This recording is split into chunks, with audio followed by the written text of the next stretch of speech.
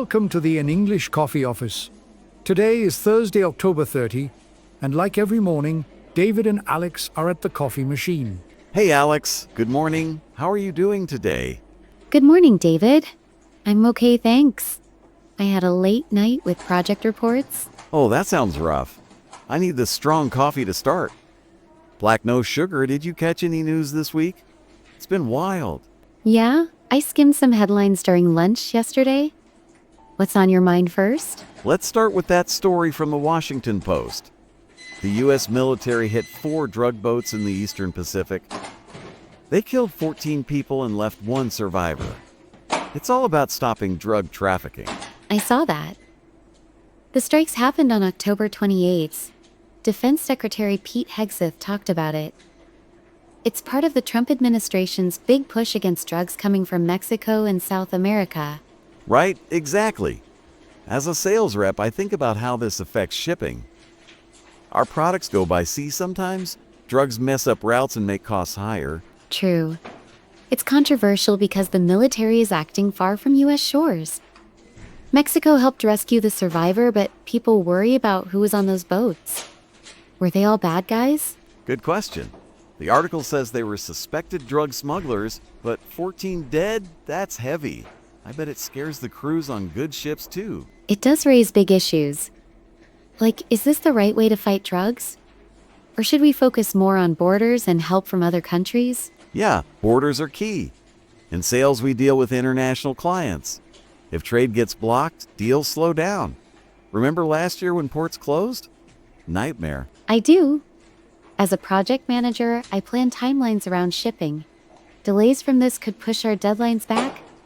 It's not just drugs, it's the whole supply chain. Spot on. And the survivor. Mexico led the rescue. Shows some teamwork, but tensions are high. Hope it doesn't lead to more problems. Me too.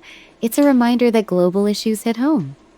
Okay, enough on that. What else caught your eye? The inflation news. U.S. inflation jumped above 3%. It's the highest in months. Food and gas prices are up again. Oh, I felt that at the store last night. The report came out this week, right? Driven by energy costs and higher transport fees. Yes, from sources like the Wall Street Journal and New York Times updates. Annual rate at 3.1% or something.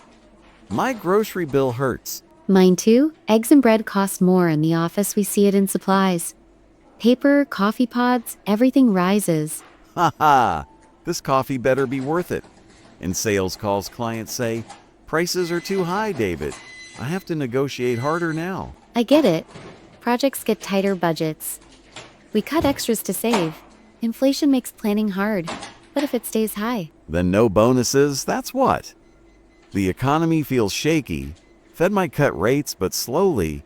We read projections for only 2 cuts in 2025. Right? From recent Fed updates tied to WSJ coverage, labor market softens, but inflation sticks.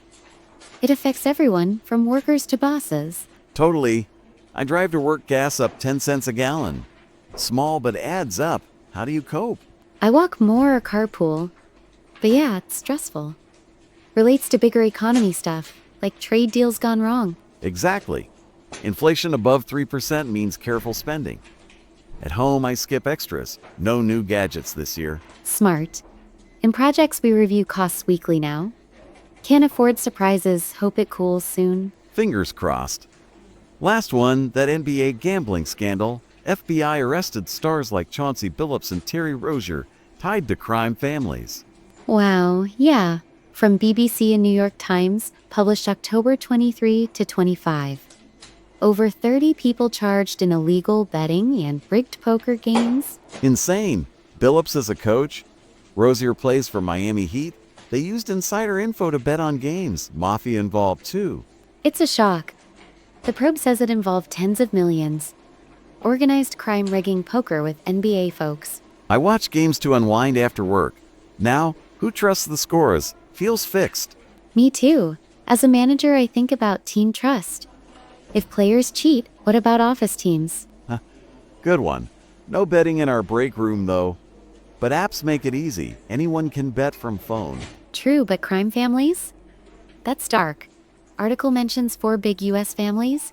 shows gambling's deep roots. Like old movies, but real. Damon Jones arrested 2 former player. Hurts the league's image. Definitely fans feel betrayed. Society-wise, it's about addiction and money. Why risk careers? Greed, I guess. In sales, we chase commissions, but not like that. Office gossip will be all about this. Probably water cooler talk for days relates to ethics training we do. Be honest, right? Yes, NBA says they're investigating, more arrests coming, FBI hints. Scary entertainment we love tainted. Makes you pick shows carefully. Or stick to books. Anyway, news overload. Back to work?